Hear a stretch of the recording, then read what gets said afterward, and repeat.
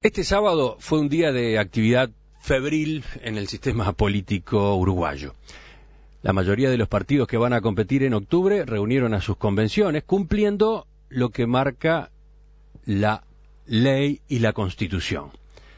Entre ellos, el Partido Nacional proclamó a Jorge Larrañaga como su candidato a vicepresidente de la República, pero también aprobó sus líneas estratégicas fundamentales 2015-2020.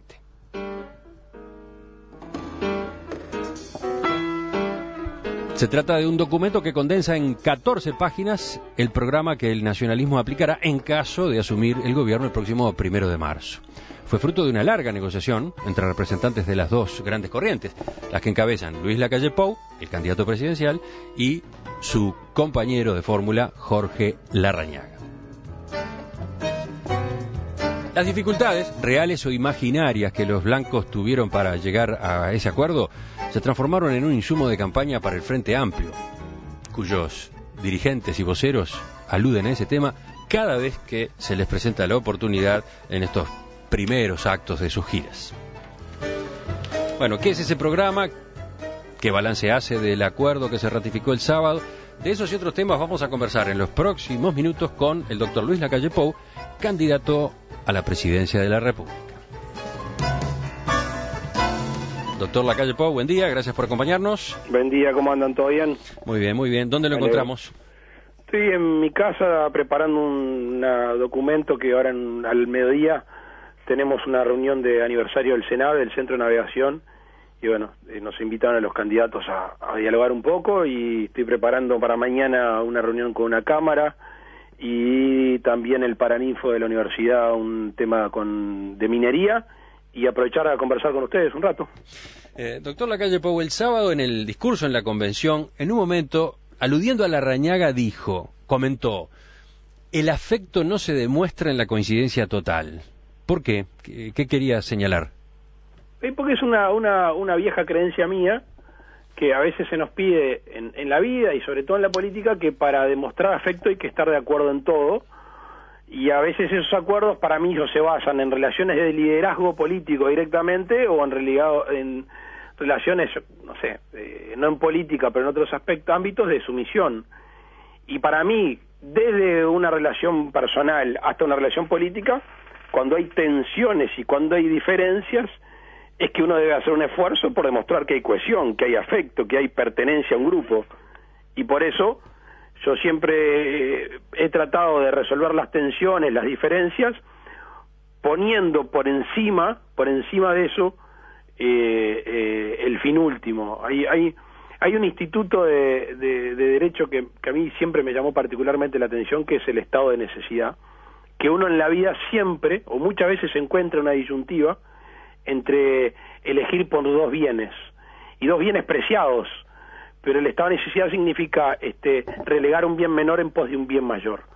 Y a veces uno en la actividad política, en la actividad de gobierno, si bien cree que hay dos caminos, o le convence más un camino, si el bien superior está ligado al otro, tiene que tomar esa determinación. Y eso no es fácil, obviamente que no es fácil, pero bueno, logramos hacerlo. O sea, estaba asumiendo y transparentando esas diferencias que existen entre usted y Larrañaga, varias de ellas en el terreno programático, pero también otras en cuanto a la personalidad y hasta el estilo de hacer política. Eso es parte de la telenovela que alguien tiene que comentar y que no sé dónde la saca.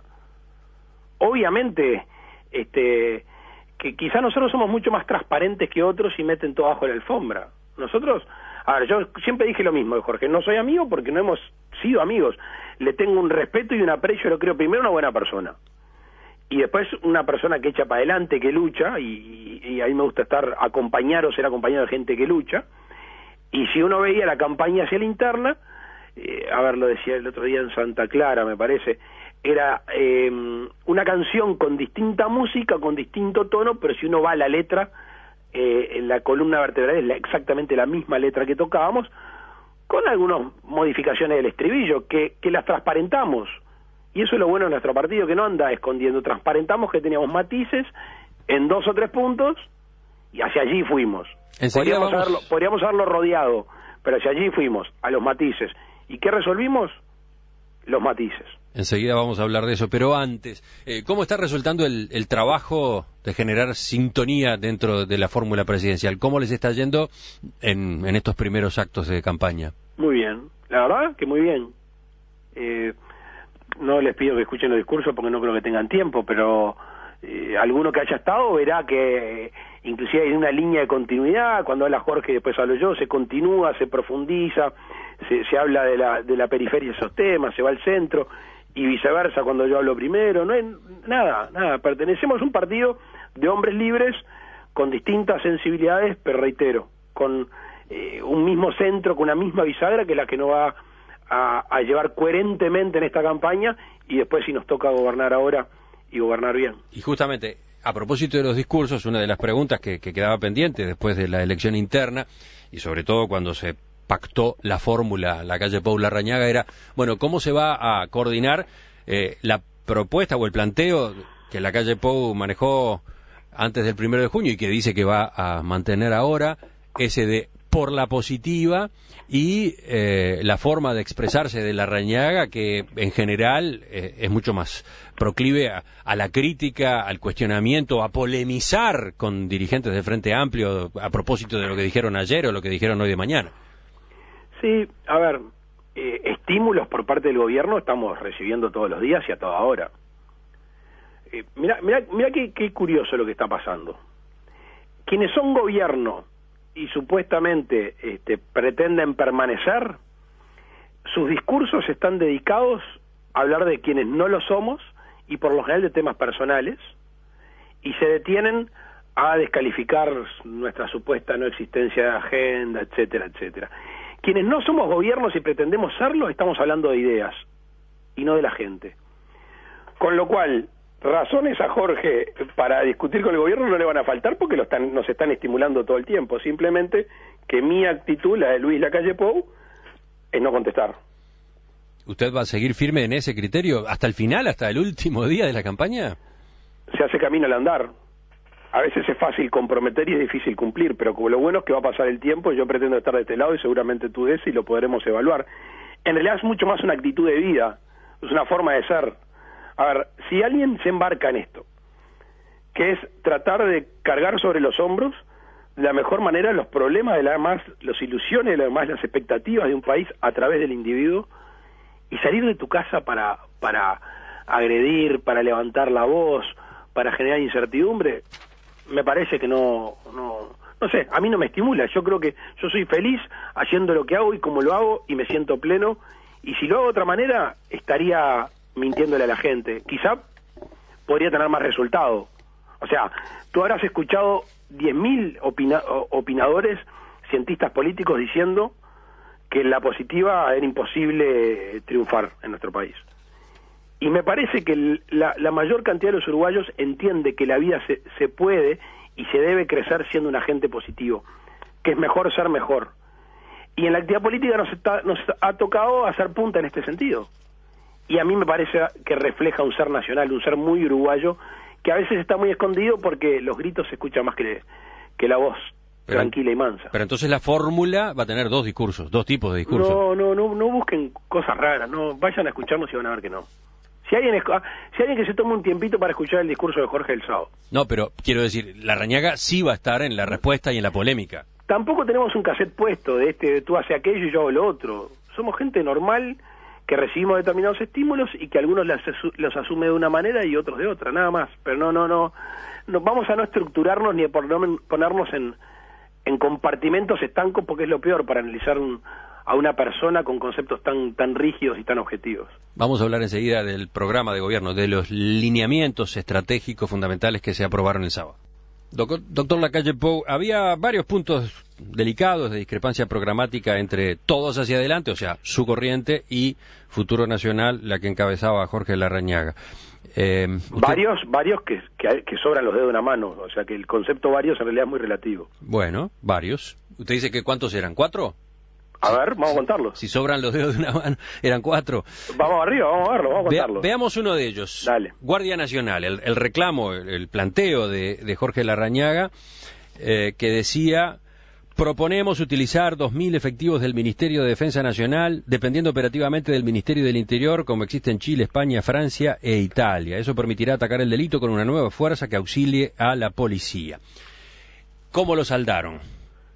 Creando esa Guardia Nacional, con jurisdicción en todo el territorio nacional, que esté altamente entrenada, con buen equipamiento, que tenga el combate del delito en unas zonas donde se registren los mayores índices, por eso tiene que haber un mapeo. La única modificación, y ahí donde nosotros teníamos un matiz, ahí va a una de los dedos de la mano, vamos a contarlo, era que algunos pretendían que esté bajo la égida del Ministerio de Defensa y otro el Ministerio del Interior, y acordamos la creación de la misma, que era una idea de Jorge, pero dependiente del Ministerio del Interior.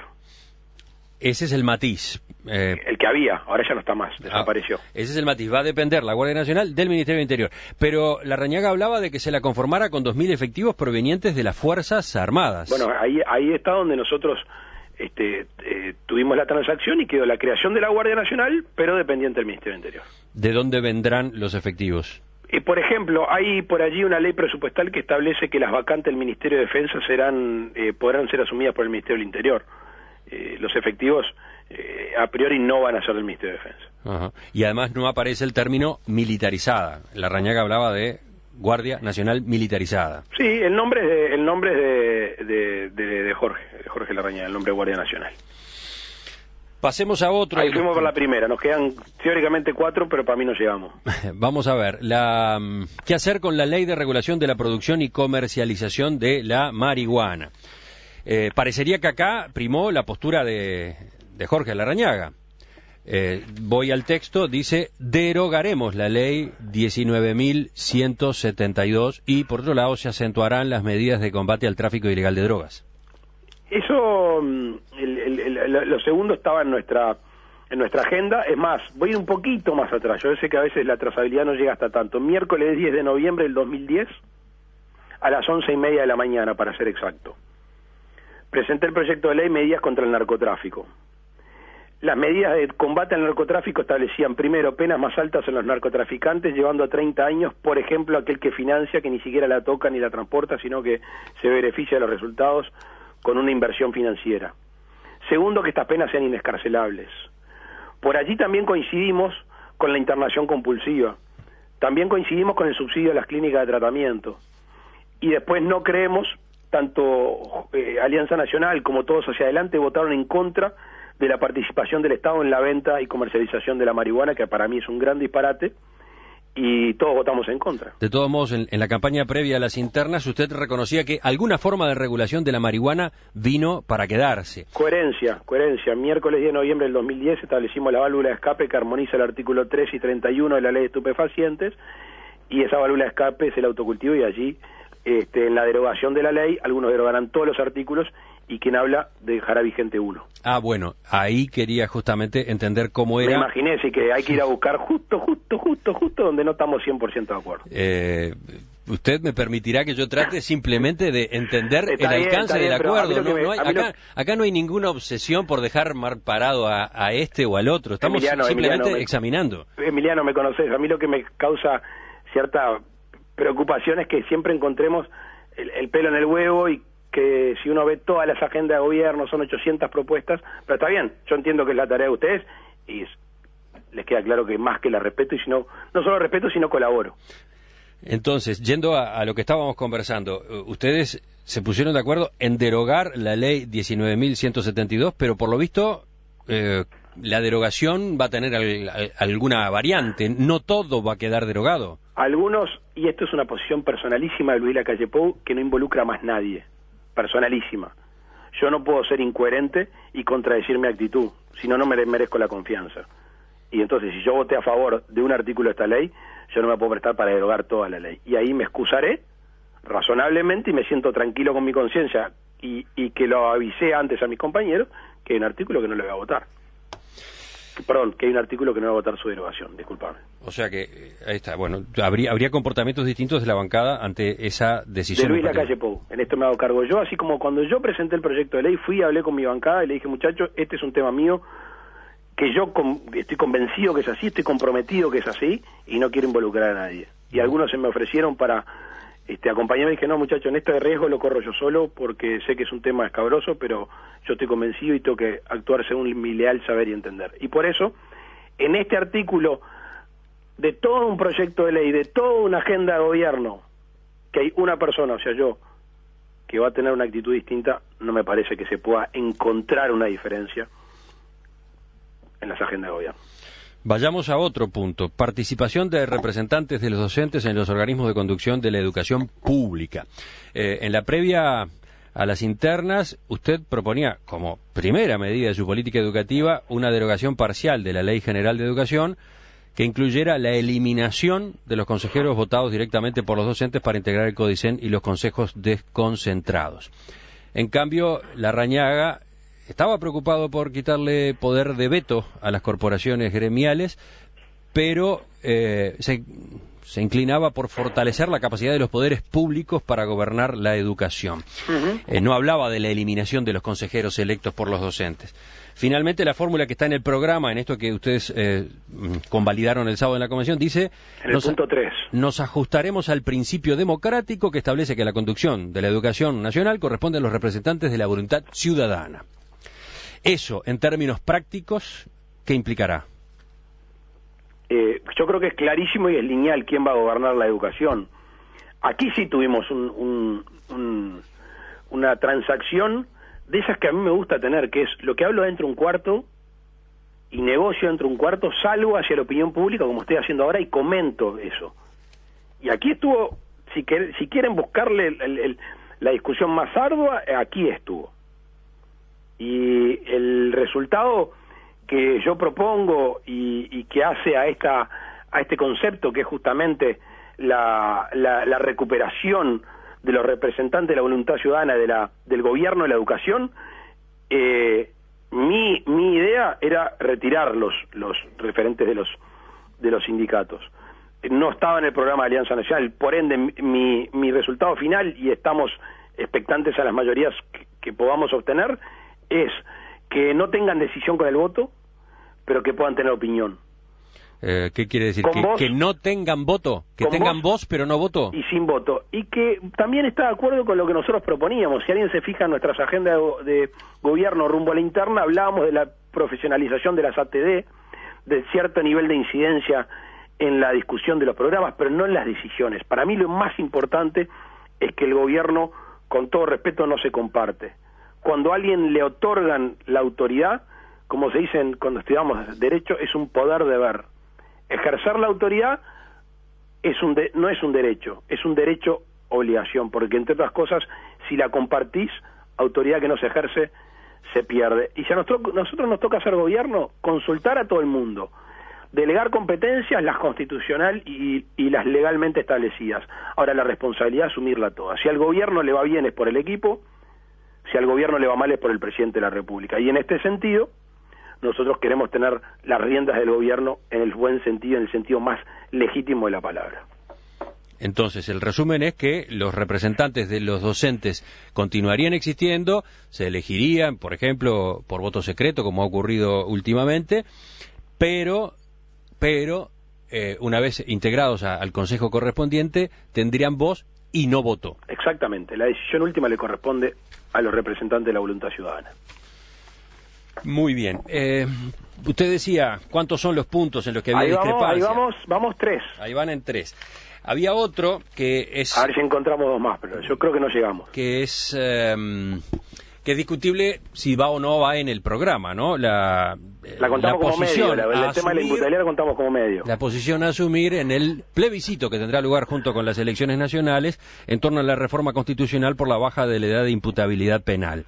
En esa materia, ¿cuál fue el resultado de la discusión? Porque usted fue uno de los integrantes de aquella comisión que juntó firmas para esta reforma. Larrañaga se ha opuesto. Mucho más aún, Emiliano, mucho más aún.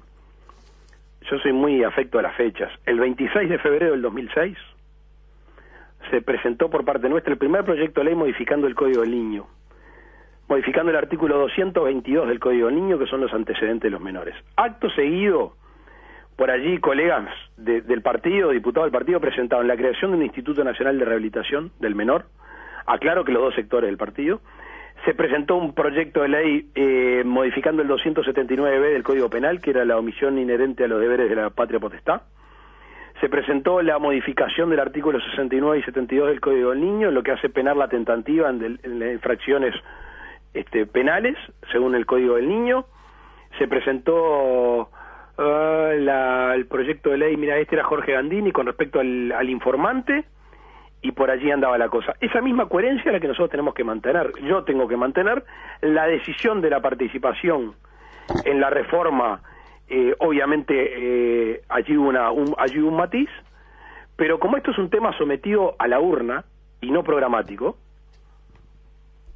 como el Partido Nacional, mirá, en 1989, yo era muy chico, todavía no votaba, pero allí concurrió con el voto verde y voto amarillo. Meses antes de la elección nacional se votó el voto verde y el voto amarillo, y recordarás tú que había dos alas del partido, que unos votaban verde y otros votaban amarillo, y entre otras cosas después ganaron las elecciones.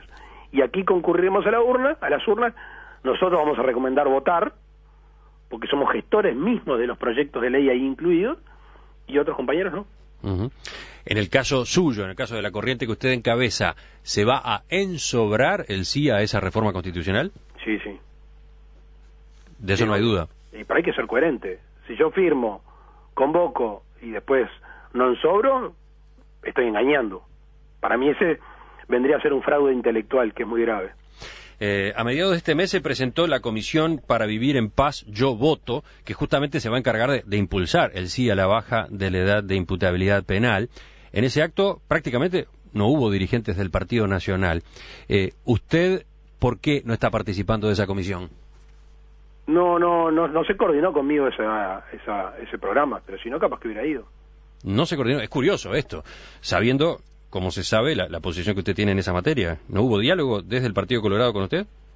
A ver, en la gestación de ese acontecimiento yo no participé, pero a ver, no busquemos más diferencias. Está bien que se haga, y no sé si está bien o no que no se me haya consultado. Está bien que la gente tenga movilización, que la gente tenga iniciativa. No se me consultó, pero no hay ningún problema, porque en realidad cada uno puede tener su mecanismo de participación. Eso no me preocupa. ¿Va a haber representantes del Partido Nacional en esa comisión?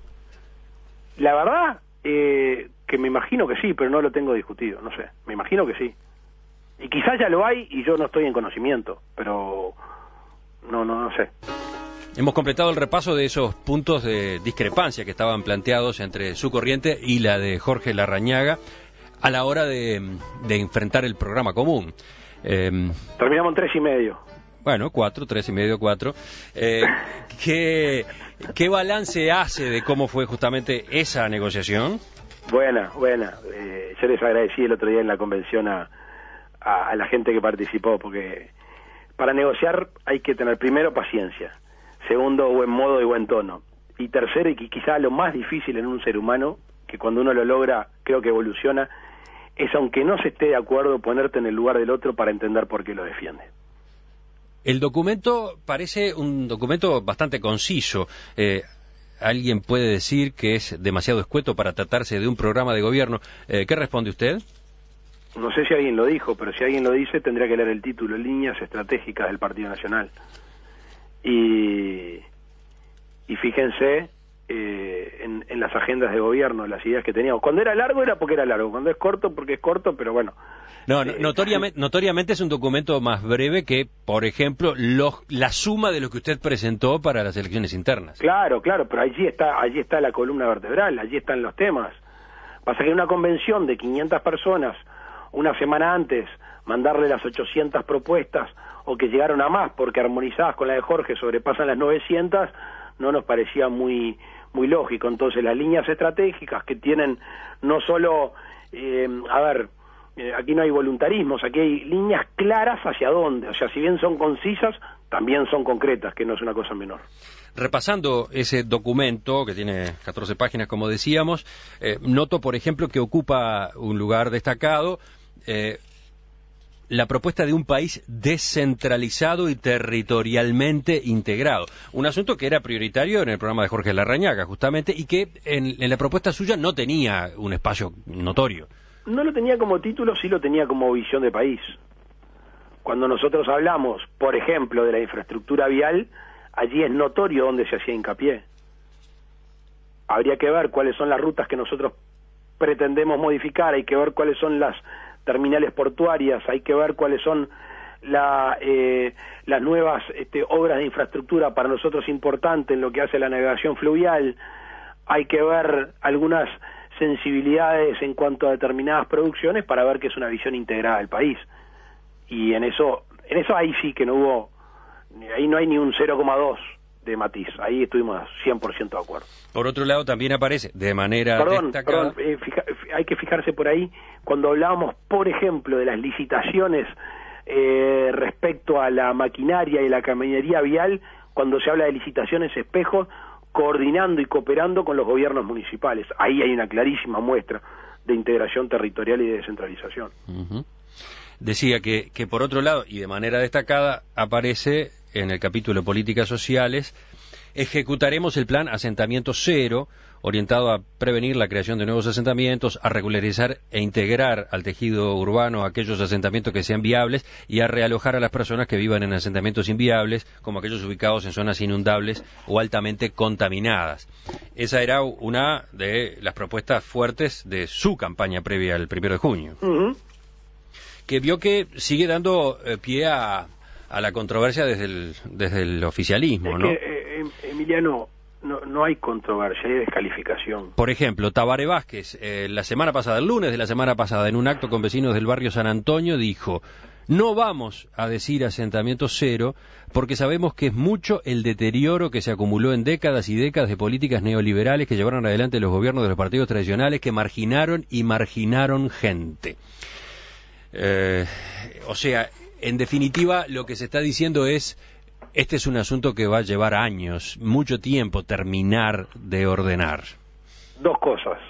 Primero, como va a llevar años, no lo hacemos. Segundo, buscar culpas es más viejo que el agujero del mate. Tercero, y más importante, se desprestigia una idea, no se la discute. El que no tiene argumentos, desprestigia. Y me veo tentado en entrar de nuevo, que esto no pasaría si debatimos. Quizá lo que tenga que hacer es pedirle una consulta al doctor. Capaz que ahí podemos sentarnos a conversar. Doctor Lacalle Pou, el gobierno, los gobiernos de Frente Amplio han trabajado en esta cuestión de los asentamientos. Bueno, en realidad se viene trabajando desde antes, ¿no? Desde el gobierno de Jorge Valle, etcétera, está el PIAI. ¿Cuál es la diferencia con lo que ustedes están planteando ahora? Primero, no te quepa la menor duda que el resultado buscado. Obviamente. La integración o la solución a este problema, a ver, creo que ya lo conversamos rumbo a la interna, pero voy a tratar de hacer memoria casi para no apartarme un ápice de lo que te dije. Primero, la creación de los mismos, ¿verdad? ¿Por qué se crean? Primero, hay corrientes migratorias que son muy poco previsibles. Por ejemplo, la del departamento de Maldonado. ¿No? El boom de la construcción trae aparejado que mucha gente levante campamento en el norte, levante campamento en otros departamentos y se afinque en Maldonado. Por consiguiente, los alquileres son muy caros, las viviendas también, hay escasez de vivienda y se termina generando asentamientos. Sabemos que Maldonado es el tercer departamento con más asentamiento del país y per cápita te diría que es quizá el que tiene más porcentaje. Entonces, primero, la capacidad de prever los procesos migratorios muy íntimamente vinculado a los ciclos económicos. Segundo, esa previsión tiene que estar aparejada por un tema de construcción de viviendas o de suministro de viviendas. Tiene que existir una política de alquileres sin garantía, como le pasa a mucha gente que no tiene ningún respaldo, va a probar suerte algún departamento, no solo tiene que estar sujeto a la 14.219, que es una ley muy estricta, un año con poder alquilar 2 años, el lanzamiento, etcétera, etcétera.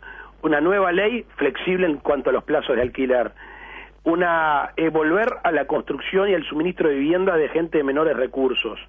Un plan vivienda joven. Todo allí tratando de prevenir la creación. Una vez que son creados, bueno, ahí tenemos 2 caminos. El primero es la regularización cuando está en un terreno que es sanitariamente aceptable, que no está en peligro de catástrofes climáticas y que no está en un litigio por la propiedad.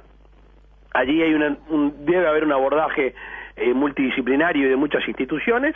Y después está el más traumático, que es el realojo, que es cuando está por un juicio de usurpación, por ejemplo, de propiedad privada, o cuando está en zonas inundables, etcétera, etcétera. Allí el realojo deberá estar acompañado, obviamente, de un proceso mucho más de orden de asistencia social, de acompañamiento psicológico, porque supone reinsertarse en una nueva comunidad. Ahora, si se hizo o no se hizo, yo no estoy en esa, porque hemos dicho, lo que está bien hecho lo vamos a seguir. Lo que es notorio es que después de 10 años de bonanza, casi 11, o vamos a ir rumbo a 11, hay más uruguayos, mucho más uruguayos viviendo en asentamiento. Y eso es algo que nosotros de alguna manera lo tenemos que integrar a la sociedad. Y ojo que acá no se pretende regalarle nada a nadie, porque creo que es la peor forma de políticas sociales, es simplemente el regalo. Aquí el esfuerzo de los que reciban tiene que ser una de las cuestiones fundamentales en las políticas sociales. Bueno, ya profundizaremos en los otros aspectos del programa en otras entrevistas con otros representantes del Partido Nacional. Pero para terminar por hoy, porque sé que usted no tiene más tiempo, quiero consultarle sobre otro asunto, que es qué va a pasar con la candidatura a la Intendencia de Montevideo. La semana pasada, en una entrevista en Diamante FM, el senador Luis Alberto Heber dio como un hecho que Jorge Gandini no será el nombre que el Partido Nacional lleve como candidato a la Intendencia en el Partido de la Concertación, y recordó que usted estaba manejando otras alternativas de personalidades en principio no identificadas públicamente con el Partido Nacional. ¿Eso es así? ¿Ya está resuelto que el candidato del Partido Nacional a la Intendencia lo pondrá su sector, todos? No está resuelto.